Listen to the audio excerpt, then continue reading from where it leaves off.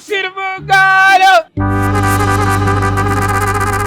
फाता इन्फा सामान को फाटला पुस्कतालो రెండు బొగ్గలే బేడా నీకు బుగ్గల ఊదనీకే దమ్మే లేదు నీకు బుగ్గలు ఏం చేసుకుంటావు కాదు ఇంట్లో మా మనవడికి అది బస్తు బలం ఉన్నది వాడు ఉత్తాడు ఉత్తరా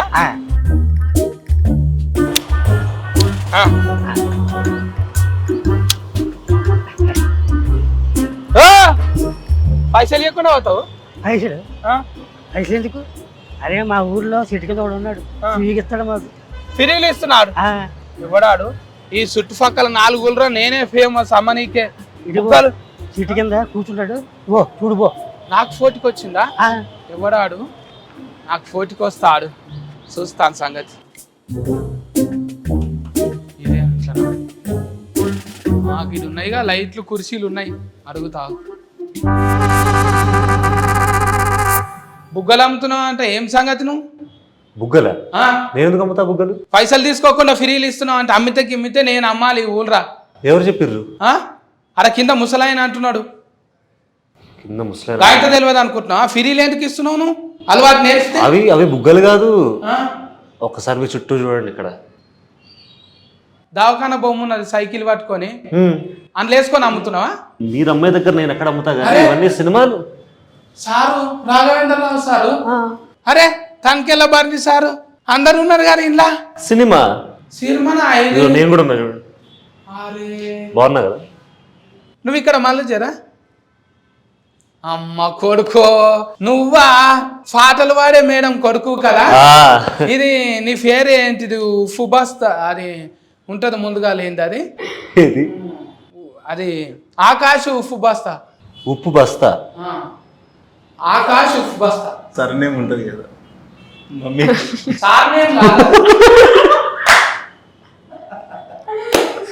నాకు ఇంతసేపు పట్టింది అవును ఉప్పు బస్తా ఏం పేరు చెప్పు నువ్వు చెప్పు ఆకాశ్ ఉప్పు బస్తా మంచిగా చెప్పు మళ్ళా అమ్మ చూసింది అనుకో ఫెయిల్ అవుతుంది ఆయన ఉపద్రష్ట అది నాకు ఒత్తులు కాగునింతాలు రావు కానీ బస్తా చేశారు దాన్ని చూసినావా అయితే ముద్దుగిడ కూర్చురు నేను ఆయనతో డౌటింగ్ కొట్టింది నాకు నేను బుగ్గల అమ్ముడు సిక్కేంటికి లేక ఇంట్లోనే అనుకున్న సినిమాలనా అయితే హీరోయిన్ కదా ఏమే అవును చూసిన అందులో పోస్టరింగ్ లా మంచిగా కొట్టినావు నీ పేరు బాగానా ఇంకేందో కొనక్కున్నదా నీకు కూడా ఉప్పు బస్తా లేక ఏమన్నది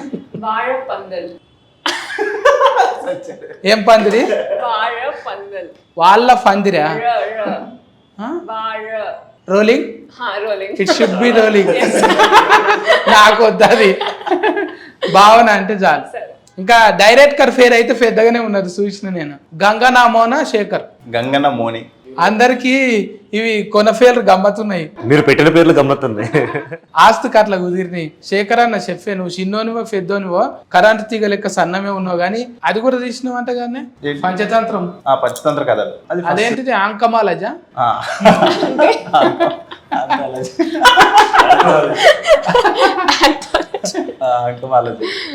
అది 5 కథలది అందులోకెళ్ళి ఆంకమాలజీకి బుగ్గలాలజీకి ఎందుకు వచ్చినావు మరి సినిమా చూస్తే తెలుస్తుంది ఏంది బుగ్గల కథ ఏందని అంటే సినిమా చూసినాకనే క్లైమాక్స్ లో చూసుకోమంటావు క్లైమాక్స్ దాకా అవసరం లేదు ఇంట్రొడక్షన్ గిన్ని గానం నెత్తి మీద ఎట్లా వేసుకున్నావే ఎన్ని గానం ఒకటి కెమెరా వేసుకున్నావు డైరీ స్కానింగ్ వేసుకున్నావు ఇంకోటి రచన వేసుకున్నావు ఒక్క యాక్టింగ్ వదిలేసారు అంటే అన్నింటి మీద అనేది నాకేం అవగాహన లేదు ఒక సినిమాకి ఏం కావాలనేది ఒక కథకి ఏం కావాలనేది అది చేసుకుంటూ వెళ్ళినాం అంతే తప్పితే ఇన్ని డిపార్ట్మెంట్లు అన్ని చేసేంత లేదనుకోండి బట్ ఈ కథకి అవి చేసుకోవాల్సి వచ్చింది అంతే బుగ్గలమ్ముడు అంటే ఇప్పటి కథ కాదు అది 96లో జరిగింది మన కొల్లాపూర్ నంద్యాల మధ్య నువ్వు ఏ మోడల్ మరి 88 మోడల్ 88 అవును అంటే చిన్న పిల్లగాని నేను 88 లో చూసి మళ్ళీ 96 కు కథ తీసినావు అంటే 10 ఏళ్ళకే తీసేసి ఇంకా మీరైతే ఆల్రెడీగా యాస్కెనింగ్ మీద ఫట్ ఉన్నదంట కదా మీకు నాకేం అర్థం అవ్వట్లేదు నేను ఏమన్నా యాస్కెనింగ్ మీద గ్రిఫ్ ఉన్నది యాక్టింగ్ మీద గ్రిప్ ఉన్నది ఆ గ్రిఫ్ తోని చెప్తుంటివా ఆల్రెడీ ఇది నేను చేసేసిన ఇది నాకు పెద్ద కథ కాదా రోజు సెట్ మీదకి రావడం ఇది నేను ముందు చేశాను సార్ లేదు అంటే కెమెరా ముందు ఎక్స్పీరియన్స్ తక్కువ నేను థియేటర్ ఎక్కువ చేశాను సో చాలా నేర్చుకున్నాను మీకు అంటే ఆ స్టేజీల మీద అంటే గట్టిగా ఒలుతారు కదా కరెక్ట్ ఒలుతుంటే డైరెక్టర్ అన్నాడా కొంచెం కూల్ గా మాట్లాడాలి చెప్పారు యాక్చువల్లీ రిహర్సల్ అప్పుడు వర్క్ షాప్ చేస్తున్నప్పుడు చెప్పారు అంతా అరవడం అక్కర్లేదని డబ్బింగ్ లో చూసుకోవచ్చు. ఇప్పుడు నీకు కుతికే సాఫ్ మంచిగా ఉండి మమ్మీ లేక పాటలు పాడతావు అనుకుంటే మళ్ళీ యాస్కెనింగ్లకి ఎందుకు వచ్చినావు? ఫ్యామిలీ అంతా మ్యూజిక్ సైడ్ వెళ్ళిపోయారు. మా అమ్మమ్మ మ్యూజిక్ టీచర్, మా చెల్లి పాడుతుంది, అమ్మ పాడుతుంది మొత్తం. సో నేను కొంచెం ఏదన్నా తేడాగా చేద్దాం మన ఫ్యామిలీలో అని ఫస్ట్ డాన్స్ మొదలెట్టిన తర్వాత యాక్టింగ్ మీద కొంచెం కొంచెం అలా ఇంట్రెస్ట్ పెరిగి ఫైనలీ సార్ నాకు ఒక గొప్ప అవకాశం ఇచ్చారు, దాన్ని పోగొట్టుకోవాలి లేక. అరే ఇంట్లో గ్రామంలో మంచిగా కండలు అవి పోస్టింగ్లు బాగానే పెట్టినావు. ఏదో అండి ఇలాంటి అవకాశాలు వస్తాయనే పెడతాం మేము అంతే. ముందుగాల ఆల్రెడీగా దస్తి వేయొచ్చు అనేది కండలు పెంచిండు. కన్నలు కుతికే మీద పెట్టలేడు, మొత్తం ఫెయి మీదనే పెట్టిండు. అన్ని కండలు పెంచినా కూడా నాకు ఓన్లీ ఫుల్ షర్ట్లు వేసారు, ఏం కనపడకుండా. అబ్బా బాధ అనిపిస్తుంది కదా ఎవరికైనా. నాకున్నది కాకుండా వేరేది ఎందుకు చూపిస్తారు సార్? కూడా ఆయన ఉన్నది కదా, ఒక కండల షాట్ పెట్టరా అన్నదా? ఇప్పుడు పెడదాం తర్వాత. ఇప్పుడు ఏదైనా ప్రోమో సాంగ్ లో ప్రమోషన్స్ వాడతారు ఇవన్నీ. మరి తిఫల్ అనిపించలేదా? కట్టుకొత్తాలే నువ్వే డైరెక్షన్ ఓకే టేక్ కట్టుకొత్తుడు కెమెరా అంటే రోలింగ్ సార్ అనేటోళ్ళు వేరే ఉంటారు కదా. అండ్ నాకు ఫస్ట్ సినిమాకి కూడా అలవాటే కదా, పంచతంత్ర కథలు కూడా అలవాటే కాబట్టి. నువ్వే పోయి క్లాప్ కొట్టుకొని వచ్చి కెమెరా యాస్కెన్. లేదు నాకు టీం చాలా బాగుంటుంది, నాకన్నా ఫాస్ట్గా ఉంటుంది నా టీం. కాబట్టి టీం బాగున్నప్పుడు మనకు అది పెద్ద పనులు అనిపించవు, మంచి టీం దొరికినప్పుడు చాలా ఈజీగా అవుతాయి పనులు. అంటే పెద్ద అయిన పేరు ఇప్పుడు ప్రొడ్యూసర్ అంటే రాఘవేంద్రరావు సార్ నొప్పించుడు అనేది జర తిఫలే కదా. ఇప్పుడు నువ్వేమో జర ఇన్ని ఫండ్లు పెడతావు సార్, అంగూర ఫండ్లు ఉంటాయి, షేప్ ఫండ్లు ఉంటాయి, ఇట్లా అంటే ఏమన్నా అట్రాక్షన్ అవుతుండేనేమో. నువ్వేమో తీసుకుపోయి యూఫిర్ బుగ్గలు ఉంటాయి అంటే సారు పళ్ళు పూలు సినిమా కాదు, ఆయన ఎమోషన్ డ్రామా, ఆయన సినిమా చూసే విధానమే వేరు అది. సో ఆయన కథ మాత్రమే చూస్తాడు, అవన్నీ చూడటం. ఇప్పుడు ఒకసారి కథను నమ్మినంటే డైరెక్టర్కి వదిలేస్తాడు, తనే వదిలేస్తాడు. అంటే నీకు ఇన్నున్నాయి కదా, నువ్వు ఫల్టీ టాలెంటెడ్ కదా. పల్టీ ఇప్పుడు హీరోయిన్కి ఆల్రెడీగా ఇంకేమన్నా డాన్సులు కూడా వచ్చు కదా? వచ్చాను, అన్ని వచ్చు. ఆమె పల్టీ టాలెంటెడ్. అవును, ఇంతసేపు నుంచి నేను వచ్చిన మరి ఇంత నీళ్ళు తాగుతావా? ముంగట గవ్యాగో ఆ చాక్లెట్లు పెట్టిండ్రు, ఇగో ఈ చాక్లెట్స్ తీసుకోండి.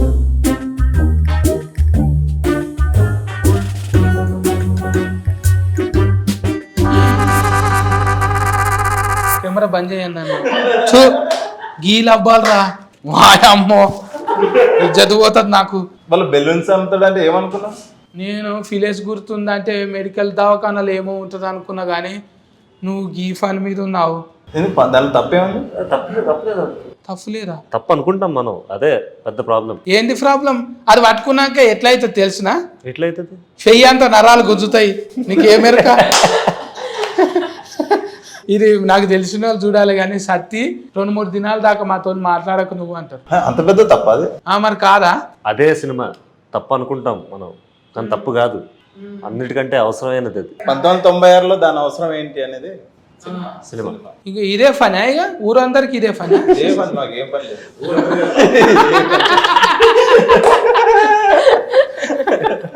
నువ్వు ఏం బుగ్గలు నువ్వు అమ్మేది? నేను ఊపిరి బుగ్గలు. నీదేమో ఆడుకునేది, ఇది వాడుకునేది. అమ్మా అంటే ఇవి ఒక్కోసారి లొల్లి అవుతుండే పోరగాళ్ళు వీటల్లా బోరింగ్ కాడ నీళ్లు నింపుకొని మస్తు తన్నులు తింటుంటివి, చెప్పకూడదు కానీ బోరింగ్ కాడ నీళ్లు. చాలా మంది చేశారు అది. దీని పుణ్యాన మీరు ఎన్నిసార్లు దెబ్బలు తిన్నారు? ఇప్పుడు చెప్పుడు అవసరం అంటావా? కెమెరాలు పెట్టి ఇంత మాట్లాడుకున్న తర్వాత కెమెరా. అందుకే చిన్నప్పుడు అన్న, ఇప్పుడు పెట్టింది నేను అడగట్లేదు. ఇట్లా కెమెరాలు పెట్టి ఇట్లా కాదన్నా, అంటే ఇజ్జత్ అనిపిస్తుంది. అరే అది మంచి టాపికే అన్న, దాన్ని ఎందుకు మనం అంత భూతంలాగా చూడొద్దు? తింటున్నామంట మెడల్ వేసుకొని తిరుగుతాం, కనీసం జోబులలో పెట్టుకొని తిరగమని చెప్తున్నా. వాడుతున్నామంట వాట్సాప్ స్టేటస్ పెట్టమని. అయిపోయింది. ఒకప్పుడు బిత్తిరి సత్తి, ఇప్పుడు బికినీల సత్తి. ఎథిస్కు అది ఇది అనేటోళ్ళు కొంచెం ఉంటారు, కానీ అసొంటోళ్ళను మరి విమర్శలు కూడా వస్తాయి కదా కొన్ని. అన్న వస్తాయి, నేను అదే అంటున్నా. సినిమా చూసిన తర్వాత దానిలో ఏం తప్పేం లేదు. ఇప్పుడు అంత పెద్ద అయినా ఇలాంటి సినిమా ఒప్పుకున్నాడంటే అర్థం చేసుకుని ఇంకా చాలా గొప్ప విషయం మాకు కూడా. ఇంత నమ్మి ఎందుకంటే ఎప్పుడు సినిమా అంటే ఏదో ఒక టైంలో మాత్రమే మనం ఏదైనా ఒక కమర్షియల్ ఆస్పెక్ట్ లో ఒక సోషల్ గా మనం ఏదైనా జనాలకు ఏదైనా చెప్పాల్సిన టైం వస్తుంది. కొన్ని కథలకే ఉంటుంది, అన్ని కథలు చెప్పడానికి ఉండవు. సో అలాంటి కమర్షియల్ కథతో మాకు చెప్పే అవకాశం వచ్చిన స్క్రిప్ట్ అన్నమాట. సో అందుకే సార్ కూడా చాలా మంచి స్క్రిప్ట్ అని యాక్సెప్ట్ చేసి. ఇంకా నువ్వు సిగ్గు పడలేదా మరి? నీకు సిగ్గు అనిపించలేదా? లేదు సార్, కష్టం సార్, అది ఎక్స్పెక్ట్ చేయండి. వద్దు అమ్మకని చెప్పాను కానీ వినలేదు. నాకు నా లక్ష్యమే ముఖ్యం అని, నా పెళ్ళాం కంటే నా లక్ష్యం చాలా ఇంపార్టెంట్. అవి అమ్మితే నీకు కమిషన్ వస్తుందా? ఇట్లా కమిషనే. నేను డబ్బుల కోసం చేసామండి, కొంచెం అవగాహన పెంచుదామని. ఆ రోగం ఏంటి, అప్పుడు పరిస్థితులు ఏంటి, ఎందుకంటే అప్పుడు ఎవరికి అవగాహన లేదు, ఎవరికి ఆ మైండ్ సెట్ లేదు. ఇప్పుడు అదే టైటిలింగ్ కదా, నన్ను యాది పెట్టుకో లేకపోతే నిన్ను యాది మరుస్తారంటాను. బాగా రాశారు కదా. మంచిగా రాసినావు, డబ్బా మీద బోర్డు వేసుకొని తిరుగుతున్నాను. ఇప్పుడు సంబంధాలు అంటే ఎవరు చూస్తలేరు కదా, టూక్ వాడతారు ఎక్కువ. అంటే సక్రమానికి వాడాలి. అంటే నాకు తెలిసినంత వరకు పెద్ద రోగం అంటారు కదా, అప్పుడు ఇది ఇట్లా అనలేకపోతున్నారు. ఎయిడ్స్ అంటాను. ఎయిడ్స్ అంటే ఓయమ్మో, ఎయిడ్స్ అంటే అన్ని తీసుకుపోయి ఆడ అలగబెట్టాలి అన్నట్టు ఉంటుండే. అని గాలి వాడితేనో లేకుంటే ఆయన ఇట్లా మాట్లాడితేనో తుఫిల్లు పడితేనో వస్తుంది అంటారు. అవిట మీద నేను కూడా తిరిగినాం. అప్పుడు పాటలు కూడా రాసి పాడినాం అనమాట.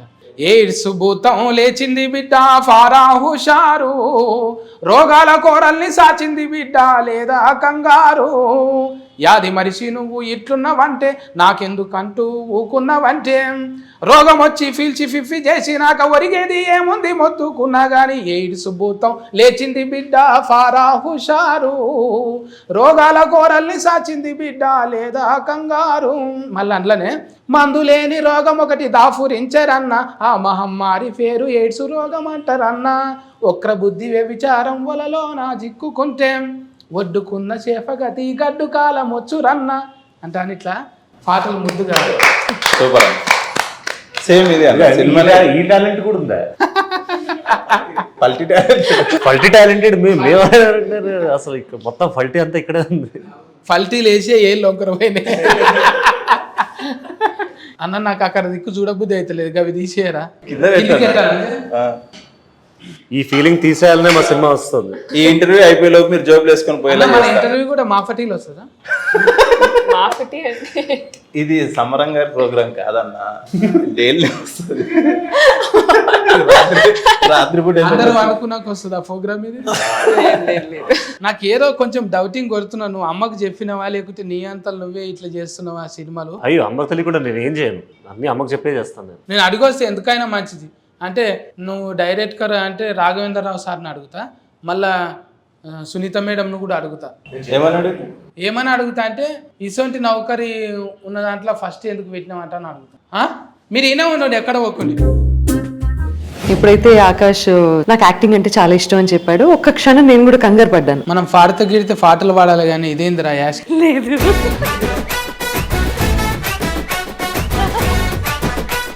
ఎక్కువ డాట్ కర్లు యాట్ కర్లు దగ్గర ఉంటాయి. అంటే చదువుకొని మీ భాష కనీసం ప్రొనౌన్స్ చేయడానికి కూడా తిరిగి రాదు తెలుసా? డాక్టర్ మీరు ఇప్పుడు అన్నారు డాట్ కర్. ఇదేంటిది సత్తి డిక్షనరీ? డిక్షనరీ మన సపరేట్ డిక్షనరీ. నమస్కారం సార్.